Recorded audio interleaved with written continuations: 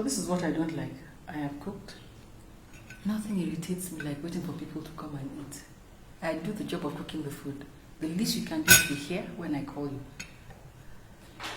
All right. Oh, sorry. Sorry. I have to take care of some stuff. You good? I'm good. That's your angry face.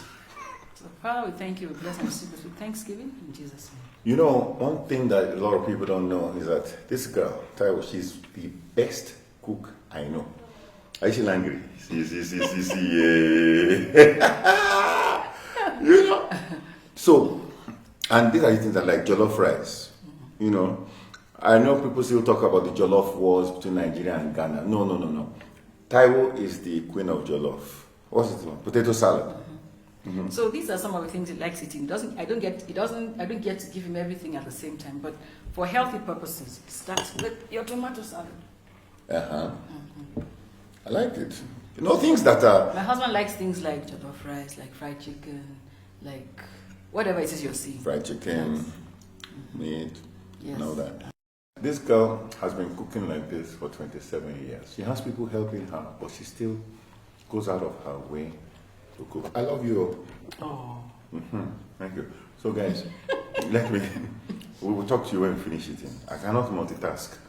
Eat and talk. Okay? Later. Cheers. Men can do those things. What do you mean? Men can do what? You cannot multitask. To eat and talk.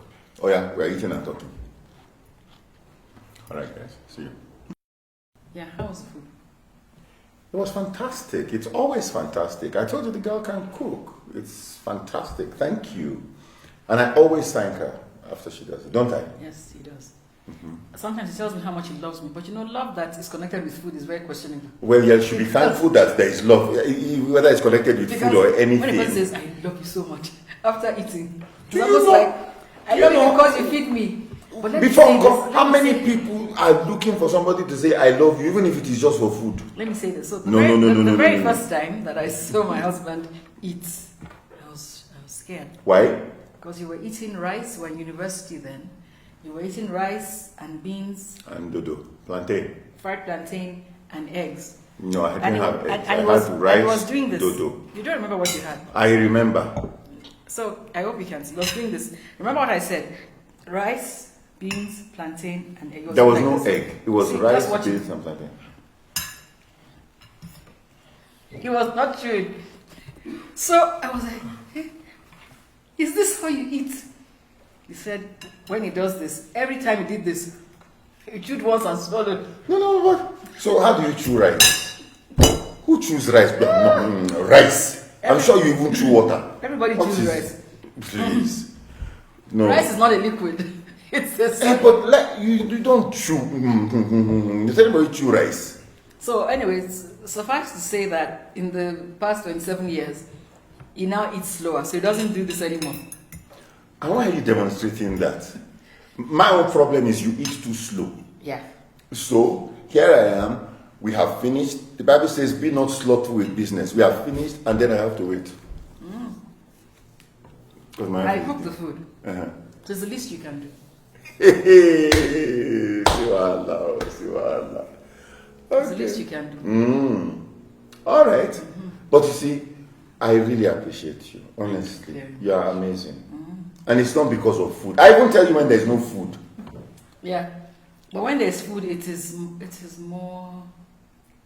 I can feel. Even God, the Bible says, when you have eaten and you are full, then shall you praise the name of the Lord. So, anyway, so it's a new year. Yep. It's it is. amazing, man. Great things. in store. Absolutely, you see, great things and stuff. You know, okay, something happened on Christmas Day that I need to report to Taiwo. Okay. What are you reporting? No, what happened on Christmas Day? What is the part to report? Okay, we'll figure it out as we go on. So, here we were sitting down, we're having dinner on Christmas Eve, and I was chatting with a friend of mine, and my friend, I said, "What are you doing for Christmas?" And she said, "Oh, she's going to a restaurant or so." I said, "Hey, come home. You know, I don't know how many people are married to people like this that and my dad used to do that as well. They invite people. So if they your invite dad, people, if daddy used to do it, that means God has prepared you. Go on. so people that invite people for dinner without your knowledge.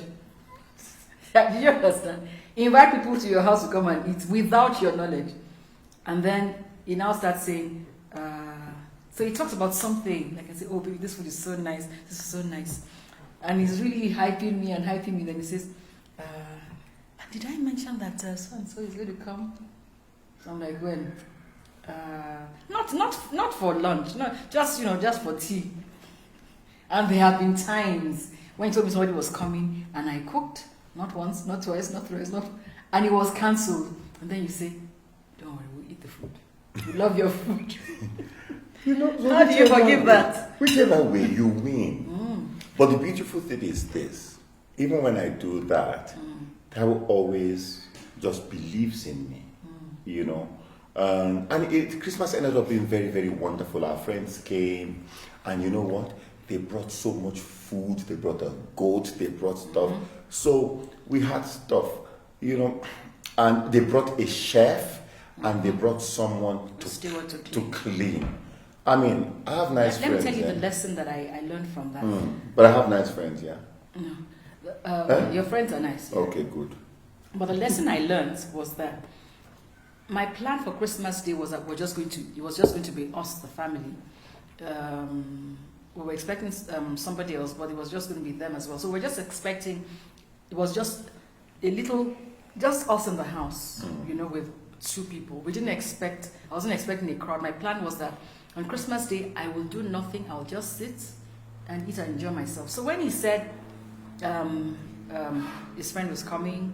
I was like, oh yeah, one person is fine. Then, but our brother and sister are at home with her. So I thought, okay, because I'd already cooked. My plan was I cooked on the 24th, so I'd not spend the whole of the 25th in the kitchen. So he said, our brother and sister, yeah, that's fine. In my head, I'm like, yeah. I cooked like times 4 or times 3 for the number of people that I knew would be, and it was just people in the house. So then he said. She has a friend that is around from this country and somebody else. So now the number has gotten to 5. So I'm like, okay, yeah, it's all right, no problem. And then he says, then he calls me back, and it says, she just called and said, they can come with the chef and the steward and all that. So I was like, oh, fine, fantastic. Then that's someone to help us to clean. But the lesson for me was, that it's good to be open-hearted and to be hospitable. That's the word, to be hospitable. But how did we get to? I mean, it was really wonderful. It was a blessing for us at the end of it. It was a huge blessing. But how did we get to that point when we can just believe the best about each other? Because it's not everybody that says, oh, I have people coming in that they'll be hospital. How did you get to the point where you actually did not get upset about things like that? Besides the fact that God had prepared you, like I said, because that's the environment you grew up in. But how do couples, I think the question was, how do couples get to a point where they believe each other, they believe in each other? I was talking to someone, I think it was yesterday, and I said, it's important that you believe in your husband, you believe in your spouse. You believe, let me put it this way, you believe the best about them. Their heart is right. They may not always do things, their head may not always do things that you agree with, but their heart is in the right place. So, because I know that your heart is right, my husband is very, very generous, is very, very open-hearted. You will be on the phone talking to someone and be like, how are you? What are you doing? Come over. That's how he is. So, but because his heart is in the right place, and I've learned, I think that's important, I've learned over time that God takes care of stuff, so I don't force. And many, when we first got married, there were all these young students from university who used to come and hang out with us. We were like the first people they knew who had gotten married, and we were like 4 or 5 years older than them, so they would come over. And I remember that in the beginning, I would be like, oh, now I'm going to have to do all this work. And one day, this thing came to my heart. The Lord spoke to me and said, as long as you see them as a burden, they will burden you. The minute you begin to see them as a blessing, they'll bless you. So I said, all right, from now on, I'm not going to complain when people come. I'm just going to be happy to receive them. The very next time those same people came, they helped me to clean up. They brought food that lasted for days. I remember that at that time it was just the two of us. So that began to teach me that when I'm hospitable, God takes care of, God takes care of many people have. The Bible says that a lot of people have entertained angels unknowingly, I've been hospitable. And I think, but one thing I think discourages a lot of people is, number one, maybe when they're going through stuff that, we're just trying to get enough for ourselves, Yes. you now bring in other people. Yeah, but I that's a think mistake. That's a it's mistake. important we be liberal. When we are liberal with the little we have, God has a way of multiplying it for us. He does. All right, I think that's important. But most importantly, I think the ability to believe in one another. So when she says something that doesn't make sense to me, because I believe in her, I will flow. In the same way, when I say things that probably don't make sense to her, because she believes in me, that at the end of the day, we are both working towards the absolute good of our home. Yeah, and I think it's so important that women believe in their men. I know I've said this, I don't know whether I've said it since inside Super Homes, that we need to cut our husbands or our men a bit more slack. And it's even possible that he may have an idea that is not a great idea and it may not work, but the fact that he has you standing right next to him gives him a chance of doing better. You said something earlier. You said that men, if his business breaks up, if his business fails at work, if he fails at work and he has a good home, he will bounce back. But if he fails at work and his home is in shambles, it's hard for him to bounce back. So I think that, I've said this before, the home must be a haven of peace. It's not that you have everything that you want, that you have everything that you need, but it's that you have each other. One of the big challenges that God. People have been, writing to me and all is that we should address issues concerning guys. Because we've had a lot of programs on send your girl child to school, empower the girl child. But when you have empowered girl child, who's that girl going to marry? The unempowered boy child. So I think next episode me and the boys are going to suspend you. It's fine. And it's just going to, so guys, next episode is going to be a boys' time out. Just me, Tomide, and Ola. And we're just going to see, we're going to talk about everything. We're going to talk about, some of the things they saw growing up. And basically have candid conversation on the challenges that young men have in this age we're living in. So that's what we're going to do. And then what's happening in February? Valentine's. Yes, we're going to have a special. What is it, Valentine's Day? It's Valentine's Day. What did you think it was? I said Valentine. And then you just. And he hung. Power went. Yeah. So we're going to have a super Homes Valentine's event. And you don't have to be married or in a relationship to come. So you can be single. It doesn't matter. And Taiwo and I are going to be there. We're going to have a jazz band. We're going to have so much. It's going to be a lovely dinner. So begin to plan for it. 14th of February, we're going to give you details later. On that note, I wish you could all join us. For this meal, yeah? Yeah. But Taiwo, you need to, let me report Taiwo to you guys. And please, just tell her.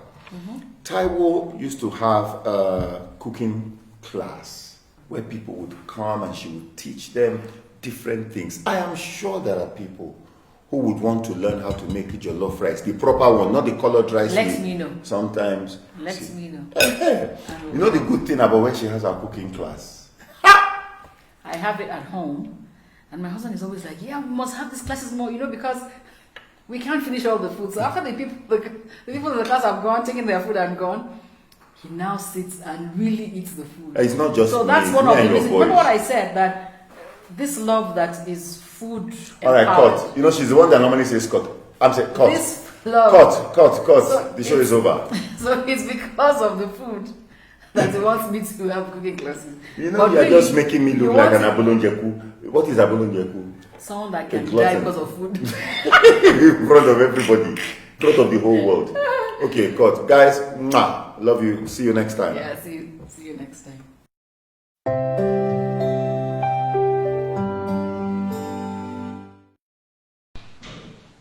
No. You need to, how can you be using fork and knife and you're fighting with the thing? Use your hand. Really? Isn't that better? Why is I don't want to tell you. Because you can't just catching it. There's no. Alright. You know, you miss out on the value, the nutritional value of a chicken bone. How many people eat chicken bones here? Isn't it? Chicken bone is nutritional. That's why we're speaking the same language. You're tired. You're just a bougie, I saw. And you bought a bougie. When we eat that, you crack it, crack. Then you turn the other side, you crack that one to crack. You suck all the air from inside it. And then that makes it easy to chew. You see, I'm not saying anything. Why? Because this is calcium for my husband.